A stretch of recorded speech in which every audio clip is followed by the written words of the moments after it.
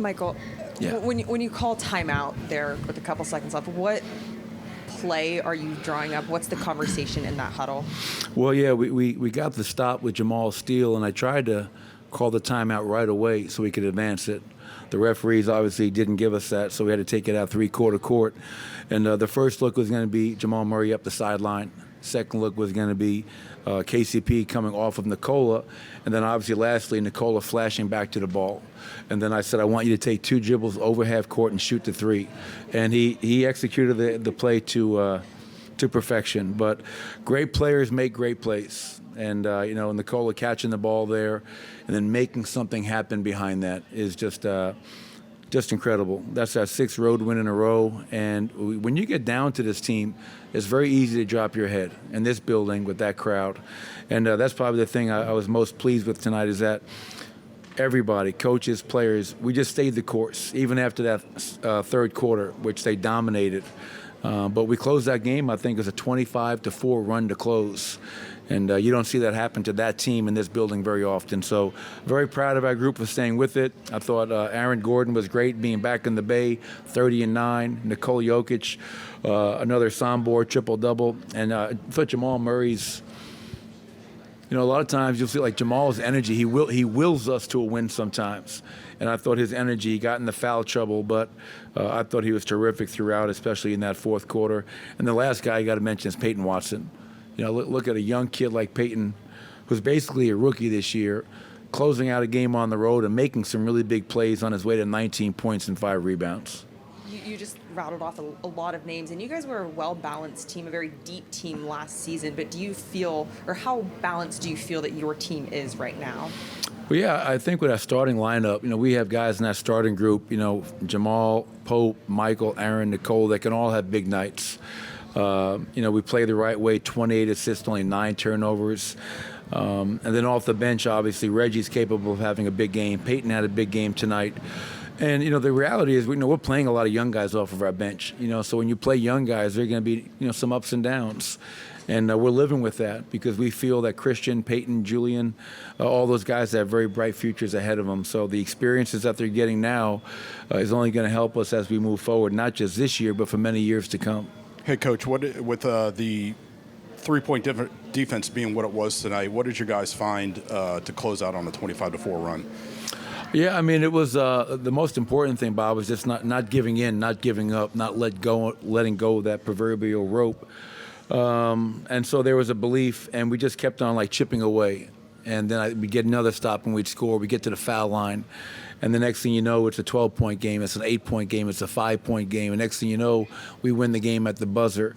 And then, just guys understanding Steph Curry, Klay Thompson, Pajamski, who played really well. That kid's got a bright future. And locking in. Last year we had the 3rd best clutch defense in the NBA. And I think tonight down the stretch that showed. The third quarter isn't what we expected. Me neither. Yeah.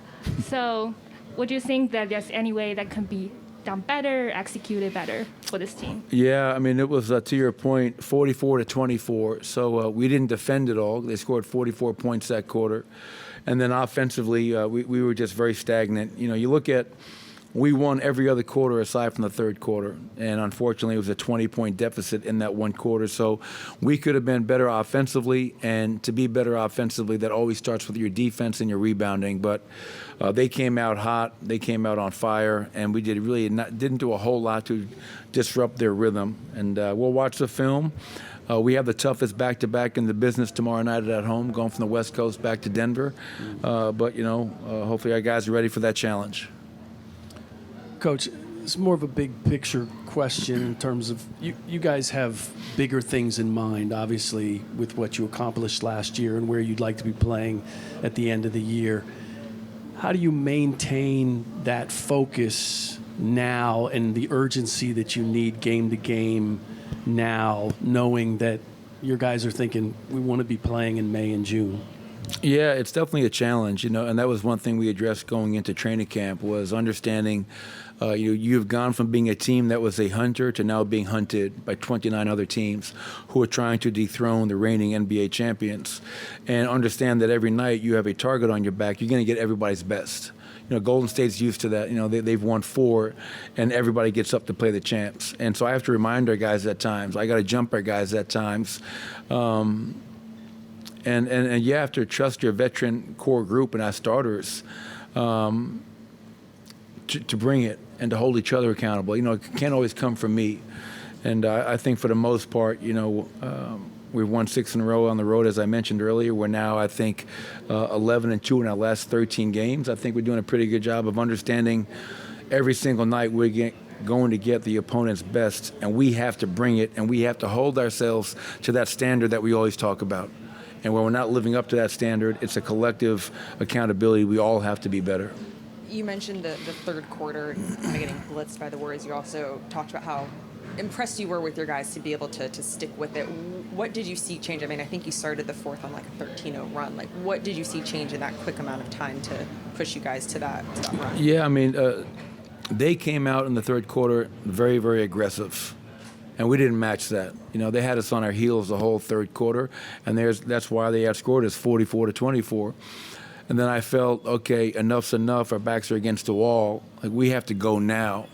And we became the aggressor. We became the team that was getting stops, pushing, attacking. We became more physical. And, when you have 2 talented teams like you have in Golden State and us, 9 times out of 10, the most aggressive team is going to win. And that's something I learned from my father many years ago. And I felt when the game was on the line, we were the more aggressive team. We got timely stops. And we just kept on believing, not only in ourselves, but in the guy next to us. And that's always a beautiful thing to see. And then, She's dominating the mic tonight. Coach, I might have missed this. You might have said this in the beginning. What play did you draw? Yeah, well, as I was telling the people from the Denver Post, they're not here tonight, I'm sorry. What happened was when Jamal got that steal, great stop at the end of the game, I had 1 timeout left, and I was calling it right away in the hopes that we'd be able to advance the ball. Sean said that obviously it was called after the dribble, so we had to take it out 3-quarter court. And the first look was going to be Jamal Murray up the strong side sideline. The second look was going to be Pope flying off of Nicola at half court. And then obviously Nicola was our primary, Aaron hitting Nicola, and then obviously make something happen. And I wish I could tell you, Mark, that I told him to take 2 dribbles to the right and shoot the jump shot. But as I mentioned to this group earlier, that's just a great player making a great play with the game on the line. From my vantage point, I said, that's going in. I think everybody on that bench, like right when it left his hands, all the coaches in the back were saying that, like that's on line, that's going in. And we had a game like that maybe a few years ago, a similar situation, close game, and Monte Morris hit a buzzer beater in the same area, much closer than Nicola's, but Nicola lives for those moments. And it's great and joyful to watch a player of his talent go out there and make the plays that he makes, along with Aaron Gordon, who was great tonight, and Jamal Murray, Peyton Watson off the bench. This was a character win, and it was everybody contributing. I could have just played him back the recording. Yeah. But it was a similar question of how long does 4 seconds feel in that kind of situation? Does it feel like it's going really fast, or does everything, for you as a coach on the sidelines, does everything slow down? Well, it slows down because Nicola's slow. I mean, so when he catches the ball and he's dribbling to his right, there's not a lot of burst of energy there. But what you have to love and appreciate is that there was no panic on his part, because 4 seconds is a long time. You can catch, take 2 dribbles, and shoot a shot. And for the defender, obviously, you want to contest, but you don't want to foul. The last thing you want to do is foul somebody at the end of regulation, put them on the free throw line. So, yeah, man, we bounced back from a really bad third quarter and somehow, some way pulled out a win, and we have a hell of a challenge waiting in Denver right now in the Orlando Magic.